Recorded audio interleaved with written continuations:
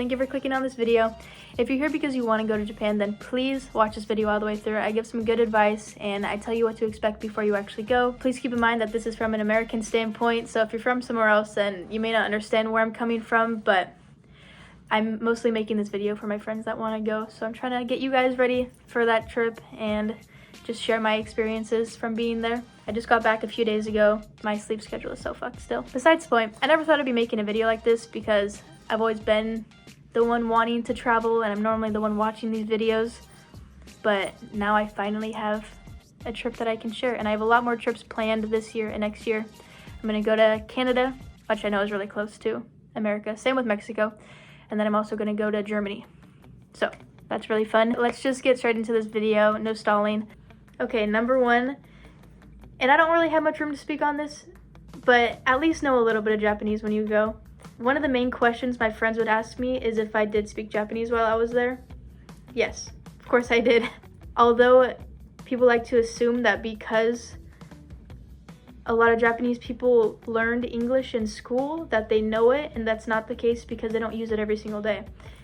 Like for us, if you're in like a Spanish class in high school, you're not on your phone like trying to you don't turn your apps to Spanish, you know, like everyone just lives their life in their language and they do their own thing in that language. Only in school did they ever learn that language, you know? So you have to understand that those barriers are there and it's going to be hard to communicate. So if you know a little bit of Japanese, you will get around better. I walked into a gas station and I was like, "Tori wa doko desu ka?" Where's the bathroom? I'm not trying to fucking piss myself while I'm walking down Japan, bro. Like, you need to know these things, okay? Like, come on. I'm not gonna lie, ordering food was probably the hardest thing for me, although I'm pretty sure you're only supposed to say like the food item and then you're supposed to say onegai shimasu. Okay, if you guys want me to do a video on Japanese, I can. I just don't feel like I'm a very good teacher considering I can barely speak English to begin with, but let me know. But yeah, number one, just know a little bit of English. I have a book that's called like basic phrases in Japanese or something along the lines of that, because it literally just tells you. There's honestly quite a bit of information in that book, but I read it on the way to Japan, like in the plane, because I wanted to like make sure I had all of those like everyday conversations in my head already to say, "Oh, good morning, can I have a matcha?" You know, like stuff like that. Like, I'm sorry, I'm kind of rambling, but it's so important to be able to communicate, especially if you're not at home. Like, think about things, guys. Think about it. Okay, number two, I don't know if this is kind of stupid, to be honest, but get a bag that you can comfortably carry all your shit in, because for one, if you're not big ballin', if you're not renting a car while you're there and you don't want to take taxis all the time because they get expensive, get a bag that you can put most of your stuff in, you know, your wallet, phone, water bottle, whatever you need, because you're not going to want to go back and forth between your hotel and like other little cities. If you're out shopping for the entire day, you're not going to want to have like a little tiny uncomfortable ass purse, you know? Like, I had a crossover bag and then I eventually bought like a side backpack thing, and that's really nice, because also something else to keep in mind, there's no trash cans anywhere. I swear to God, I don't think I saw a single fucking trash can. They do have like bottle recycling things, but that's it. Not trash cans, recycling. So keep that in mind. Yeah, I think that's all I'm gonna say for that one. Number three is the train station. Literally the most confusing thing I've ever had to deal with in my entire life. Again, I'm American. I don't know if that has to do with it or something, but even buses, I didn't take a bus while I was there. I almost did, but I've only ever been on a bus like twice in like middle school. So that type of transportation is just, I don't know how to wrap my head around it. It was super confusing for me. Like, at the end of it, I started to understand, but damn, keep your phone charged so you can fucking have your maps on, because holy shit, it is confusing. But one thing, how to pay for the stations that you're at, you can download money to a type of card you can add to your wallet. It's called Pasmo. So you go to your wallet, you push the plus button, and then it should say transit card, or yeah, transit card, and then you like scroll down maybe and it should say Pasmo Japan. Get it, put money on it before you go, because it'll save you the time of buying little tickets to put through the fucking, they're like little door things when you like have to go to different like areas for where trains are, you know, like a, I don't know how to explain it. That's how confusing it is. I just don't know how to even tell you. It's terrible. No hate, I swear to God, no hate. It's just really hard for my dumb brain to wrap around, okay? Okay. Another thing, I swear I only saw 6 homeless people, and it was in one station, like one specific station. I don't remember what it was. It's not that big of a deal. But I just think it's crazy coming from America, especially living in Oregon. Like, if you know, downtown Portland, Oregon, filled with homeless people, filled with tweakers, like a lot of druggies out there, and Japan is so clean, so spotless. I was really surprised to actually even see homeless people there. And yeah, they were asking for money, they had cups out, whatever, but a lot of them were just like sleeping, you know.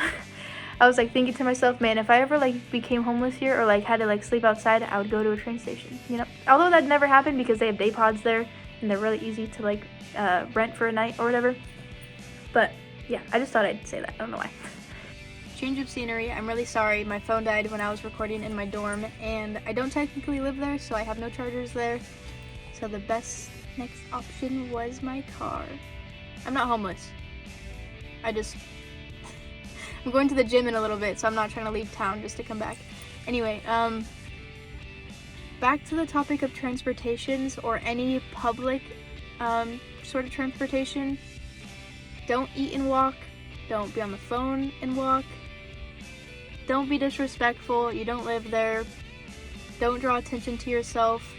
Don't give a bad rep to us tourists, you know, like, yeah, just don't be doing that. Okay, the last thing is currency exchange, because they tax hella. They try to take like $100 off of what you're trying to get, and so you're just literally paying so much more than what you're actually getting, and it's not fair. It's like, oh, you want to save money in Japan? Nah, we're actually going to take all that money you could save. Like, no, don't let them do that to you. What you should do, go to a 7-Eleven, there's ATMs. I was able to pull out money from, honestly, I don't remember if my Discover card worked, my credit card. I don't think it did, because it asked for my PIN, and it said it was wrong. I'm pretty sure is what happened, and so I was like, nope, no money for you. And then I tried pulling out money with my debit card, and you know what it said? It was like max limit or something, and so I was like, oh fuck, I'm screwed, I have no money in Japan. That's why I was freaking out to begin with, and so like that incident made it way worse. I eventually got my money. I did a lower amount. I did 30,000 yen every time I pulled out money, which is like almost $200, I think. Don't at me if I'm wrong. I swear to God, I know a little bit about currency exchange when it comes to yen, because obviously I was there for a week. Besides the point, there's a couple different types of ATMs in 7-Elevens, like depends where you are, but trial and error, you'll know which one it is because it'll tell you about the tax and like currency exchange rate or whatever. And the one with the lowest one, like obviously it's gonna tax you a little bit, but I promise you it's like, holy fuck, you scared the actual shit out of me. Turn your lights on, bro. Anywho, where was I? Yeah, trial and error, I think that's what I was talking about. They really don't tax you with the ATM, and when you're there too, if you use your debit card, I'm not really sure how different it is between branches, but you'll see like a fee, and it's like 0.50 cents, 0.5 cents. Like, it's nothing you should be tripping about because there's tax everywhere. Like fees, like international fees and stuff, it's normal, like, it's fine. Nothing to worry about unless you're like crazy about your money, you know? But I'm in Japan. I'm living my happiest life. I could care less about 50 cents, you know? But yeah. I think that's everything I wanted to talk about. I really hope I'm not forgetting anything important.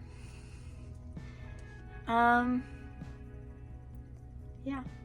Thank you for watching. I really hope you guys enjoyed this video. I'm sorry that I am in my car right now and not in an actual room. Not very professional of me, but It's okay. You guys hopefully still love me. And please subscribe. Please.